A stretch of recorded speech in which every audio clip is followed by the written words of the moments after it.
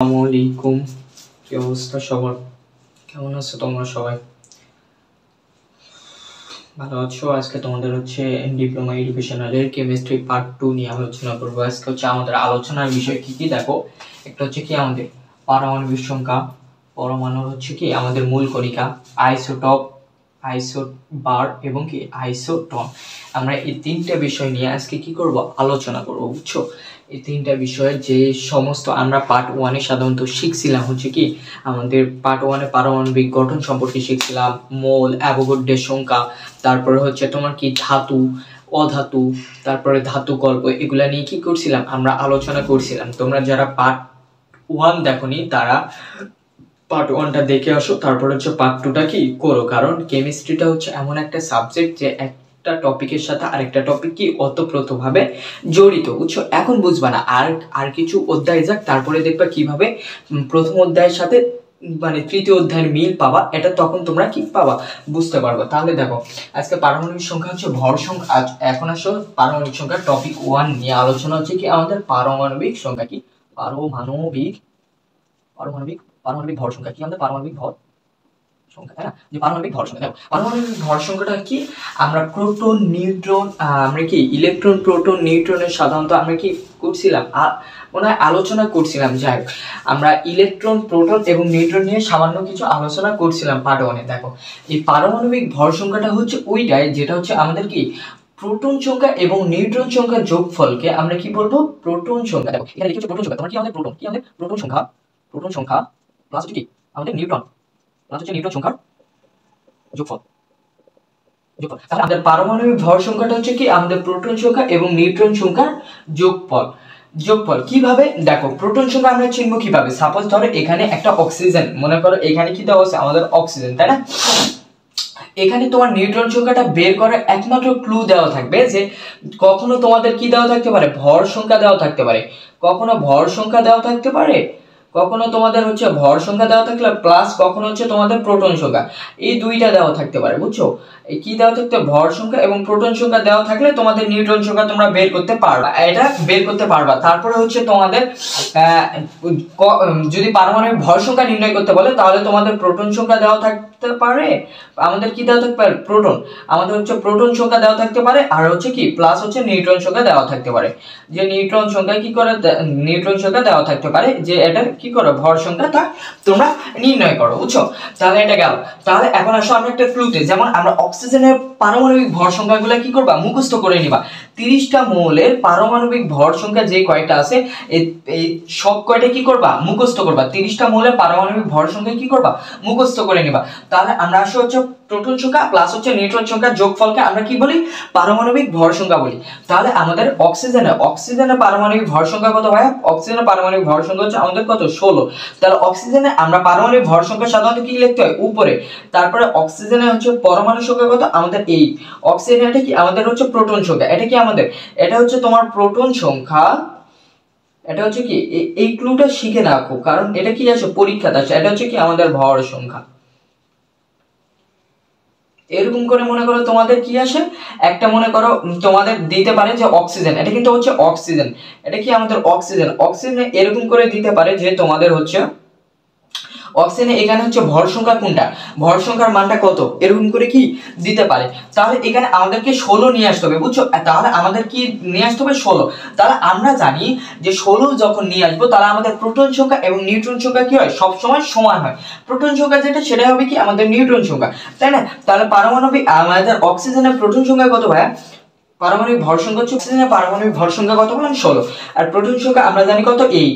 তাহলে 8 প্লাস কি আমাদের 8, এই 8 আর 8 মিলে আমাদের কি হয়, 16। তাহলে আমরা ভর সংখ্যা পেলাম এটা কি আমাদের, এটা প্রোটন সংখ্যা, এটা তোমার প্রোটন সংখ্যা, আর এটা কি আমাদের নিউট্রন সংখ্যা, এটা কি আমাদের নিউট্রন সংখ্যা, এটা কি আমাদের নিউট্রন সংখ্যা।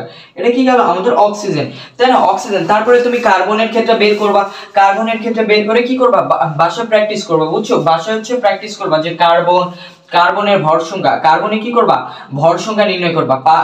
কার্বনে কি লিখবা, ভর সংখ্যা, কার্বনের বের করবা। তারপর কি নাইট্রোজেনের বের করবা, তারপর ক্লোরিনের বের করবা। এই দুইটার কি করবা, এই পারমাণবিক ভর সংখ্যাটা বের করবা বাসা। এটা কি তোমাদের বাড়ির কাজ। তারপরে আসে হচ্ছে পরমাণুর মূল কণিকা।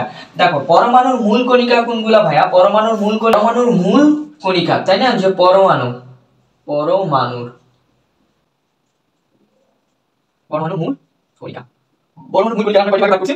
তিন ভাগে। কি কি একটা হচ্ছে স্থায়ী মূল কণিকা, স্থায়ী কণিকা এটা হচ্ছে কি আমাদের অস্থায়ী কণিকা, আরেকটা হচ্ছে আমাদের কম্পোজিট কণিকা। আমাদের কম্পোজিট কণিকা। তাহলে আমরা পরমাণুর মূল কণিকাকে তিনটি ভাগে ভাগ করতে পারি। একটা হচ্ছে আমাদের স্থায়ী কণিকা, একটা অস্থায়ী কণিকা, একটা হচ্ছে আমাদের কম্পোজিট কণিকা। এটা কয় ভাগে ভাগ করা যায়? আমাদের তিন ভাগে। এটা তিন ভাগে ভাগ করা যায়। একটা হচ্ছে আমাদের স্থায়ী কণিকা, একটা হচ্ছে অস্থায়ী কণিকা, একটা হচ্ছে আমাদের কম্পোজিট কণিকা। স্থায়ী কণিকাগুলো কোনগুলো? যেসব কণিকা আমাদের কি মৌলের উপাদানের মধ্যে আমাদের স্থায়ীভাবে থাকে, অর্থাৎ যেসব কণিকা আমাদের মৌলের উপাদানগুলোর মধ্যে কি হবে? স্থায়ীভাবে থাকে, তাদেরকে আমাদের স্থায়ী মূল কণিকাগুলো বলে। তাহলে স্থায়ী মূল কণিকা কাকে বলে? যেসব কণিকা হচ্ছে আমাদের কি মৌলের মধ্যে স্থায়ী উপাদান হিসেবে, অর্থাৎ যে কণিকা আমাদের মনে করো সংক্ষেপে লিখবা, যে কণিকা মৌলের মধ্যে স্থায়ী উপাদান হিসেবে থাকে, মৌলের মধ্যে স্থায়ীভাবে কি থাকে? স্থায়ীভাবে থাকে। আর এটা কি মানে অস্থায়ীভাবে থাকে। কি একটা হচ্ছে এটাই ওই গ্রুপ, জাস্ট এখানে কি হবে? আমাদের অস্থায়ীভাবে থাকে। বুঝছো? এটা কি হবে? জাস্ট একটু অস্থায়ীভাবে হবে। এই কম্পোজিট কণিকাটা একটু কি ভিন্ন রকম, কারণ এই কণিকাটা সাধারণত কি আমাদের স্থায়ী, অর্থাৎ এই তিন পরমাণুর মূল কণিকা কি স্থায়ী কণিকা নয়। এই কম্পোজিট কণিকাটা হচ্ছে তোমার সাধারণত কি বিশেষ ক্ষেত্রে কি করা হয়? ব্যবহার করা হয়। কি করা হয়? বিশেষ ক্ষেত্রে ব্যবহার করা হয়। বিশেষ ক্ষেত্রে ব্যবহার করা হয়। বিশেষ ক্ষেত্রে কি করা হয়? ব্যবহার করা হয়। তাহলে দেখো আমরা স্থায়ী কণিকাটা জানি, যে কণিকা মৌলের মধ্যে স্থায়ী ভাবে থাকে তাকে আমাদের কি বলা হয়? স্থায়ী মূল কণিকা বলা হয়। অস্থায়ী মূল কণিকা কাকে বলে? যেসব কণিকা মৌলের মধ্যে অস্থায়ী ভাবে থাকে তাদেরকে আমাদের অস্থায়ী কণিকা বলা হয়। তারপরে কম্পোজিট কণিকাটা এক ধরনের, কম্পোজিট কণিকাটা হচ্ছে পরমাণু মূল কণিকার স্থায়ী কণিকা নয়, এটি হচ্ছে একটি বিশেষ কণিকা, যেটা হচ্ছে আমরা বিশেষ ক্ষেত্রে এবং বিশেষ ব্যক্তি স্থানে কি করে থাকি? ব্যবহার করে। স্থায়ী কণিকাগুলো কি কি আমাদের হচ্ছে ইলেকট্রন, প্রোটন, নিউট্রন। কি কি আমাদের? ইলেকট্রন,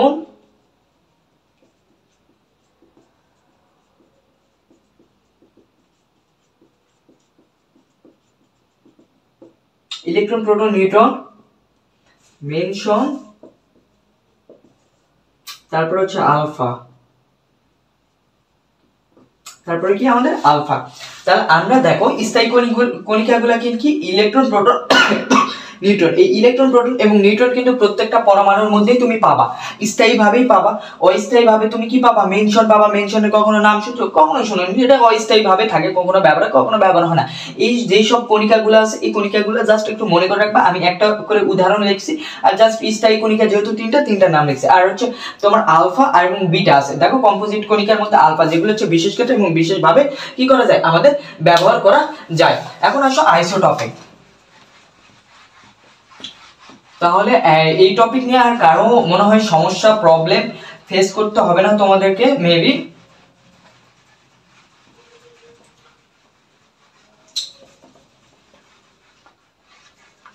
এখন আসছে হচ্ছে আইসোটপ। কি? আইসোটপ।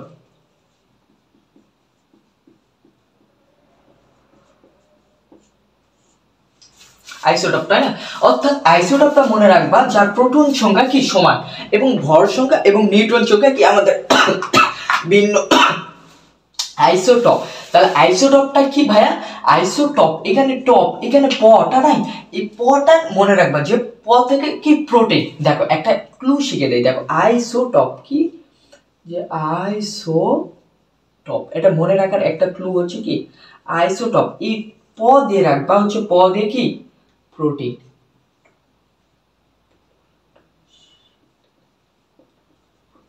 যার কি প্রোটিন সংখ্যা কি সমান, যার প্রোটিন সংখ্যা সমান। তারপরে হচ্ছে আইসোবার,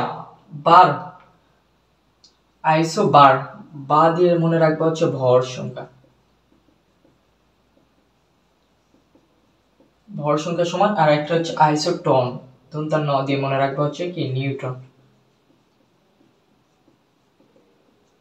সংখ্যা সমান। তাহলে আমরা আলোচনা করতেছি আইসোটপ। দেখো এখানে টপ, এখানে লাস্টে প নাই, এটা হচ্ছে কি একটু মনে করে রাখবা যে আইসোটপটা হচ্ছে যার প্রোটন, অর্থাৎ যেসব পরমাণুর আমাদের প্রোটন সংখ্যা সমান কিন্তু আমাদের কি ভর সংখ্যা এবং নিউট্রন সংখ্যা হচ্ছে ভিন্ন। যেসব মৌলের লিখবা, যেসব মৌলের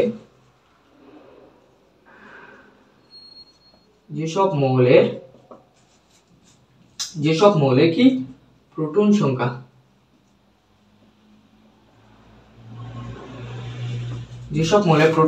সমান প্রোটন সংখ্যা সমান কিন্তু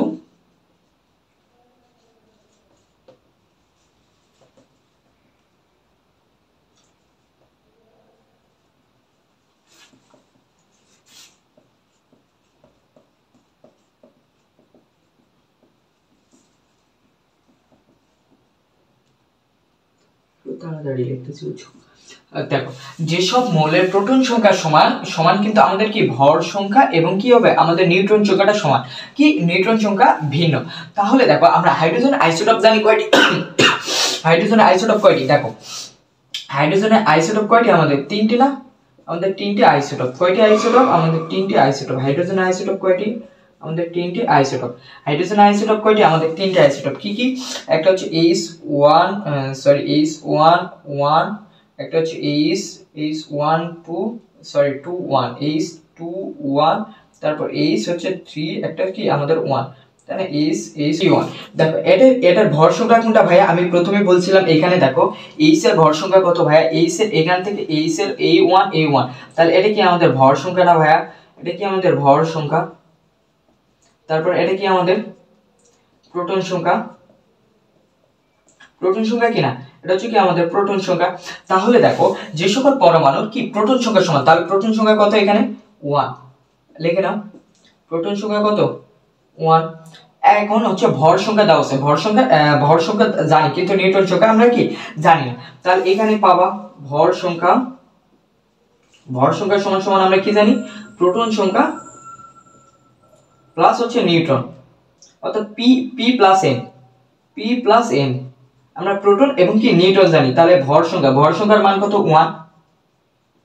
1 জানি না? 1 বসাও। এখানে প্রোটনের মান জানি কত? 1 প্লাস হচ্ছে নিউট্রনের মান জানি না। অতএব n সমান সমান কত আমাদের?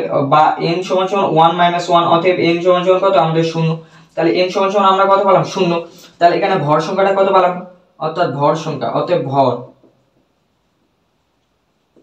সংখ্যাটা কত পেলাম আমরা? ভর সংখ্যাটা পেলাম হচ্ছে 1 এবং আমাদের নিউট্রন সংখ্যাটা পেলাম কত? আমাদের নিউট্রন সংখ্যা পেলাম হচ্ছে তোমার 0। তারপর আবার এটার ক্লু বের করো। এটা কিন্তু এটার বের করলাম। তাহলে এটার প্রোটন সংখ্যা কত? এটার প্রোটন সংখ্যা তো সেম থাকবে, তাই না? এটা p দ্বারা প্রকাশ করি। p সমান হচ্ছে n। তারপর ভর সংখ্যাটাকে তুমি 1 দ্বারা প্রকাশ করবা। তাহলে দেখো এখানে আমরা 1 পেলাম। তাহলে a সমান সমান আমরা কি জানি? p প্লাস n, অর্থাৎ ভর সংখ্যা সমান সমান প্রোটন সংখ্যা এবং নিউট্রন সংখ্যা। প্রথমে আমি পড়াইছিলাম যে ভর সংখ্যা সমান সমান কি? প্রোটন সংখ্যা প্লাস নিউট্রন সংখ্যা। এর মান জানো, এর মান কত ভাইয়া? 2 ইকুয়াল প্রোটন সংখ্যার মান জানো 1 প্লাস হচ্ছে n এর মান, বা অতএব n সমান সমান কত হবে? 2 - 1 অতএব n সমান সমান আমাদের কত আসবে? 1। তাহলে এখানে p সমান সমান 1, n সমান সমান কত পেলা ভাইয়া? n সমান সমান 1 পেলা এবং আমাদের a সমান সমান কত? আমাদের a সমান সমান হচ্ছে 2। দেখো এই প্রোটন সংখ্যা আর এই প্রোটন সংখ্যা মিলছে না। আবার এটার প্রোটন সংখ্যা কত ভাইয়া? এটার প্রোটন সংখ্যাও কিন্তু 1। এটার প্রোটন সংখ্যা কত? এটার প্রোটন সংখ্যা হচ্ছে 1। এটার ভর সংখ্যা কত? a equal 3। তারপরে হচ্ছে n ইকুয়াল কত পাবা? তাহলে 3 - 1 দিলে আমরা কত পাবো? 2 পাবো। তাহলে n ইকুয়াল দেখো এটার প্রত্যেকটা প্রোটন সংখ্যা, অর্থাৎ হাইড্রোজেনের যে তিনটা আইসোটোপ আছে না, এই তিনটা আইসোটোপের কি আমাদের প্রোটন সংখ্যা সমান। এই কারণে বলা হয় যে যেসব মৌলের প্রোটন সংখ্যা সমান এবং ভর সংখ্যা এবং নিউট্রন সংখ্যা ভিন্ন সেসব মৌলকে আমাদের আইসোটোপ বলা হয়ে থাকে। ক্লিয়ার? এখন আসো হচ্ছে তোমাদের আইসোটোপ গেল। তারপরে হচ্ছে তোমাদের কি আইসোবারে আমি কি বলছিলাম? আইসোবার হচ্ছে যেসব মৌলের কি ভর সংখ্যা সমান, যেসব মৌলের ভর সংখ্যা প্রোটন সংখ্যা কি? ভর সংখ্যা কি? প্রোটন। আমাদের দেখো প্রোটন সংখ্যা প্লাস কি হবে? নিউট্রন সংখ্যা সমান কি হবে? আমাদের নিউট্রন সংখ্যা আমাদের কি হবে? আমাদের সমান নিউট্রন সংখ্যা সমান এবং হচ্ছে প্রোটন সংখ্যা ভিন্ন এবং কি আমাদের প্রোটন সংখ্যাটা ভিন্ন। দেখো প্রোটন যে সংখ্যা না, এই পি সংখ্যাটা হচ্ছে ভিন্ন, আমাদের পি সংখ্যাটা হচ্ছে ভিন্ন, তাই না? তোমার হচ্ছে রাত 12টার সময় আমি ক্লাস করাচ্ছি, বুঝছো? রাত 12টা বাজে এখন, মিনিমাম হচ্ছে 12টা বাজতেছে, বুঝছো? আমার কিছু প্র্যাকটিক্যাল ছিল, প্র্যাকটিক্যালগুলো শেষ করছি। একটা হচ্ছে বড় ভাইয়ের ক্লাস রেকর্ডিং করলাম, বুঝছো? বড় ভাইটার সাথে তো তোমাদের 3rd সেমিস্টারে ক্লাস নাই, বড় ভাইয়ের ক্লাস রেকর্ডিং করলাম, প্লাস হচ্ছে এডিট করলাম, একটা ফ্রেন্ডকে আবার প্র্যাকটিক্যাল লিখে দিলাম। অর্থাৎ আমি মনে করো পরীক্ষার এই পুরো মাসটা এমনভাবে আমার কাটছে যে মনে করো আমার হাইস্ট মনে হয় 3 থেকে 4 ঘন্টা ঘুমাইছি, বুঝছো? তার উপর মনে হয় ঘুম হয়নি। এখন আসলে হচ্ছে জানি এখন কষ্ট করলে আল্লাহ তাআলা নিশ্চয়ই কি দিবে ভাইয়া? সফলতা দান করবে। অবশ্যই কি করবা? বেশি বেশি কষ্ট করার চেষ্টা করবা। আর আমার জন্য সকলেই দরকার পড়ে। দেখো যেসব মৌলের ভর সংখ্যা, প্রোটন সংখ্যা এবং নিউট্রন সংখ্যা সমান এবং প্রোটন সংখ্যাটা কি আমাদের ভিন্ন, জাস্ট এটা কি লিখছি আমি সংক্ষেপে প্রোটন সংখ্যাটা লিখছি। তাহলে আমি আইসোবার, তাহলে ভর সংখ্যাটা দেখো, পটাশিয়ামের হচ্ছে 40 প্লাস হচ্ছে কত, পটাশিয়ামের কত 19, পটাশিয়ামের কত আমাদের 19, তাই না? তাহলে পটাশিয়ামের ভর সংখ্যাটা কত ভাইয়া, পটাশিয়ামের ভর সংখ্যাটা 40 এবং প্রোটন সংখ্যাটা কত ভাইয়া আমাদের 19, তাই না? এখন এখান থেকে নিউট্রন সংখ্যা কিভাবে তুমি বের করবা, একটা সূত্র শিখাইছিলাম প্রথমে, পারমাণবিক ভর সংখ্যা সমান সমান কি জানি আমরা প্রোটন সংখ্যা, আমরা কি জানি প্রোটন সংখ্যা প্লাস হচ্ছে কি নিউট্রন সংখ্যা, তাহলে প্রোটন সংখ্যা হচ্ছে p প্লাস হচ্ছে কি n, তাহলে আমাদের ভর সংখ্যাটা কি, আমাদের ভর সংখ্যার মান বসে দাও 40, p এর মান বসো, p এর মান কত 19 প্লাস হচ্ছে আমাদের কি নিউট্রনটা থেকে গেল, বা n সমান সমান কত পাবা ভাইয়া 40 মাইনাস হচ্ছে 90, 40 মাইনাস 90, অতএব n সমান সমান কত পাবা তুমি 40, তাহলে হচ্ছে তোমার 21, কত হচ্ছে তোমার ভাইয়া 21 হচ্ছে।